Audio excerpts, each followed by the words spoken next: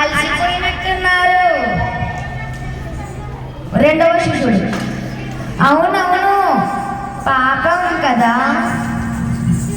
ఓ ప్రవాహమా, నీ ఉధృతి తగ్గిస్తావా? మేము అవలిగట్టుకి వెళ్తాము. అగో చూడు, ఆ ప్రవాహం దాని ఉధృతి తగ్గట్లేదు. ఆకారాన్ని ఎలా అయినా వంచి వేయాలి. ఎలా? దగ్గరికి రండి, చెప్తాను. మనం ఇప్పుడు ఏం చేద్దామంటే ఒక చురకలేద్దాం. నువ్వు వెళ్ళి కాగడాన్ని తయారు చేసుకురా. నేను పిల్లిలా వెళ్ళి చురక వేసి వచ్చేస్తా. దెబ్బకి మన మాట వింటుంది. కాగడ లేదు.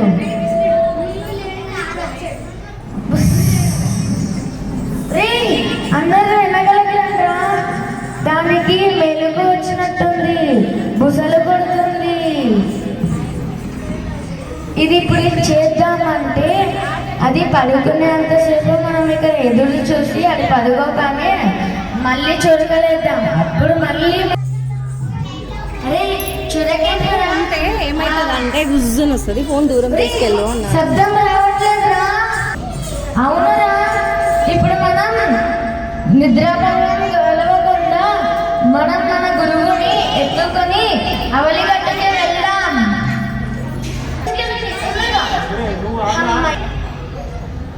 అరే అందరూ వచ్చారా లేదా అని నేను ఒకసారి లెక్క పెడతాను. 1 2 3 4 11. తప్పిపోయారా?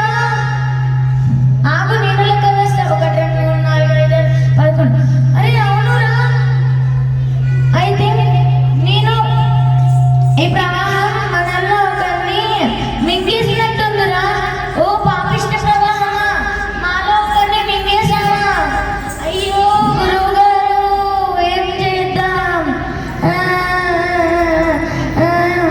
గురువు, అవలిగట్టుకి వచ్చేసామా? ఎలా? నాకు తెలియదే. ఎందుకు ఏడుస్తున్నారు?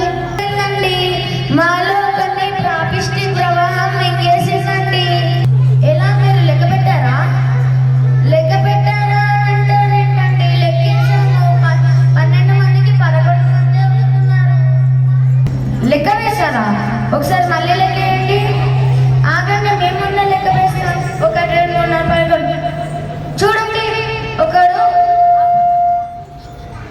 ఒకరిని ఆ పాపిష్టి ప్రవాహం మింగేసింది.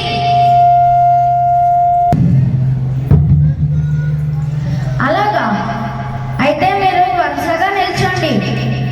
మీరు సంఖ్యని లెక్క వేయండి.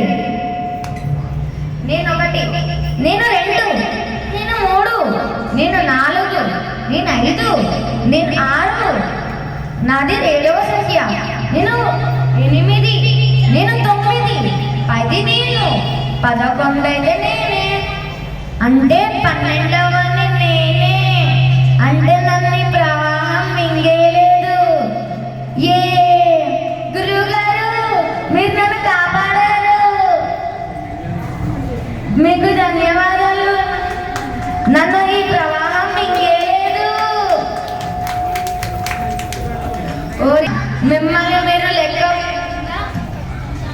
మిమ్మల్ని మీరు లెక్క వేయకుండా మీ ఎదురుగుండా వాళ్ళని లెక్క వేశారు. అందుకనే ఒకరు తక్కువ వచ్చారు శిష్యులు. ఓ తప్పైపోయింది గురువు గారు, ఇంకెప్పటికీ ఇలాంటి తప్పులు చెయ్యము. మమ్మల్ని క్షమించండి. మన గురుకులానికి గొప్ప పేరు తీసుకొస్తాం. మమ్మల్ని క్షమించండి.